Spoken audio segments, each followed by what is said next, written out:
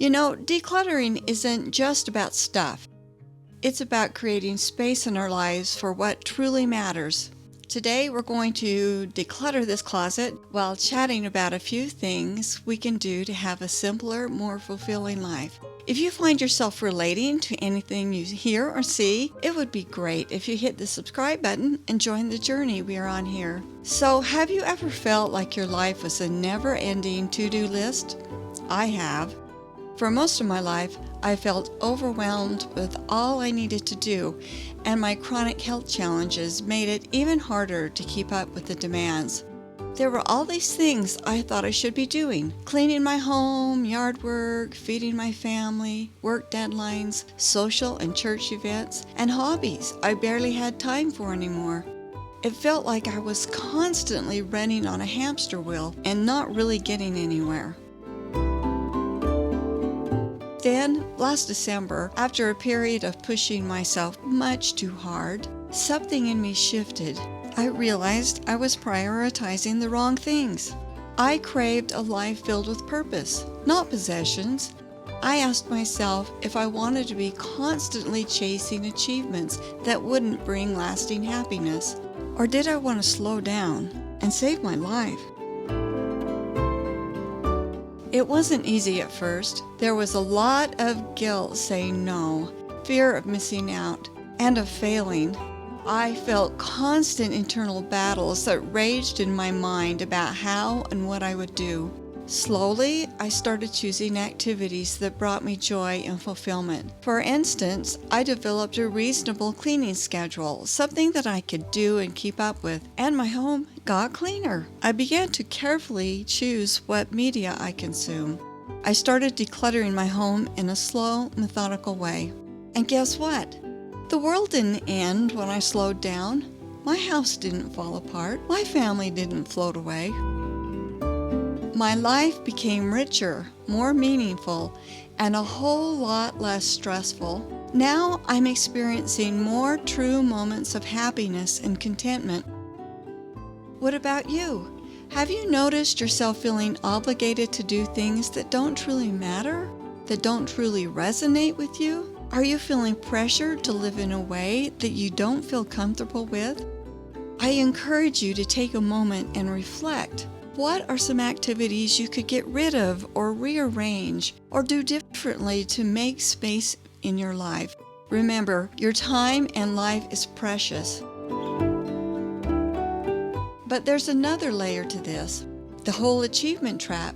You know, that constant pressure to be achieving more, doing more. For a long time, I felt victim to that trap. Every accomplishment seemed to fuel the need for the next one, bigger and better. For instance, when I got 500 subscribers, I thought I needed 1,000 to be happy. And then I thought I needed 5,000, and so on and so on. When I gained subscribers, I felt successful. When I lost them, I felt inadequate and sure that I was doing enough or being enough. Isn't it amazing how easy it is for us to start thinking negatively? There's a reason why it happens. It's called negativity bias. Imagine your brain is like a Velcro board. Positive experiences stick a little, but not for very long. Negative experiences stick like super glue. For instance, ever get criticism from someone, say your boss, and then you forget all the compliments they ever gave you because you start obsessing and thinking that they no longer like you? I have. It's like our brains are like smoke detectors. They're so super sensitive to negative things, the things that people say or we experience. Our brains perceive those things as dangerous and they want to keep us safe, but sometimes they are just too sensitive. Wouldn't it be cool if our brain noticed the positive things? Maybe send us text messages with messages like, "Hey, you're doing better than you thought." Alerts to us every time we started to doubt ourselves. Hey, you know what? That's an idea. Maybe we should start sending text messages to ourselves. They could be pat on the back alerts, filled with hearts, smiley faces, flowers, and thumbs up emojis every day. We can overcome this. Let's focus on appreciating the good and celebrate small wins. Ditching the achievement trap is about enjoying the journey, not just the destination, because that's where most of life happens anyway. I'm learning to let go of pressure to achieve and focus on embracing the journey.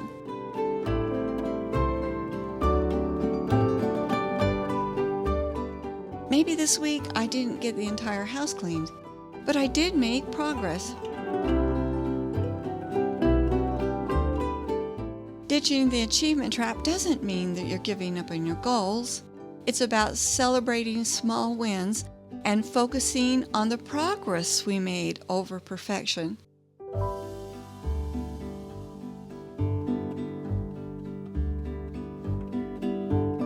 How about we work on getting rid of that achievement trap together? Share your tips for staying motivated and celebrating small wins in the comments below. I think it'd be so interesting to see what you think. So, we talked about letting go of the pressure to achieve. But it's also about opening your eyes to the beauty of every day. For most of us, everyday activities become routine, something to rush through. But what if we shifted our perspectives? It's not about obsessing over every task, but it's slowing down and appreciating the simple things.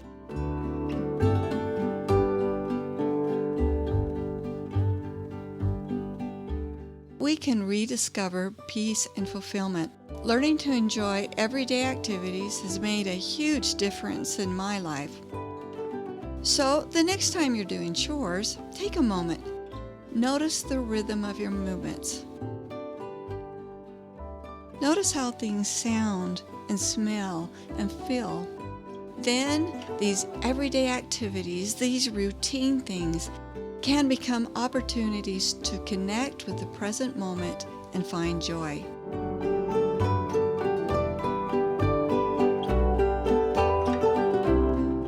Decluttering extends beyond your space. Focusing on quality over quantity can lead to a richer life. Let's talk about this a little.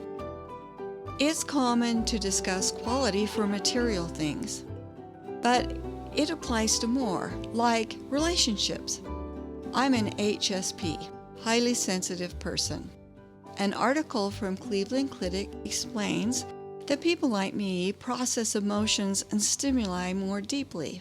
We often feel uncomfortable in crowds and need time alone to decompress. We prefer smaller social circles. I used to feel a lot of pressure to have a large group of friends. I was made to feel bad that I wasn't popular, but I do best when I have just a few close friends and family members I'm very comfortable with. That's why prioritizing quality connections is so important to me. I know it's wise to curate my relationships, just like a minimalist curates their closet. Focus on building meaningful connections with a few close friends and family members. Quality conversations and shared experiences are more valuable and will make you feel happier than a whole lot of superficial interactions. As we've discussed, our time is precious. It's often said that you can have it all, just not all at the same time. But I disagree. Realistically, we can't have it all, and we can't do it all. There isn't enough time now, and there won't be enough time over the course of our entire lifespan to do everything our brains can think up. What we should do is focus on quality, not quantity of activities. By the way, quality doesn't mean exotic. Quality time is that which makes you feel truly alive. Quality time can be sitting on your porch with your spouse, talking about the day, getting ice cream with your grandchildren, quietly enjoy cleaning the floor, reading a book, spending time in prayer. Maybe quality time for you will include vacations to exotic locations, But maybe it will mean that you're enjoying time, driving from one city to another to visit your family. By shifting your focus to quality, you'll find yourself with more time, energy, and resources for the things that truly matter to you. That's the power of quality over quantity. Think about where you might be able to embrace quality over quantity in your own life. Imagine your ideal day filled with quality activities. What would it look like? Maybe you'll decide that spending time decluttering a closet is exactly what you want to do. I'm really glad that I took time to declutter this one. It was time well spent, and it just makes me feel so good to walk in that room and to have some space. And while we're talking about a closet, maybe by now you can see that it's true what I always say. I am not a minimalist. I'm not a maximalist, but I'm not a minimalist.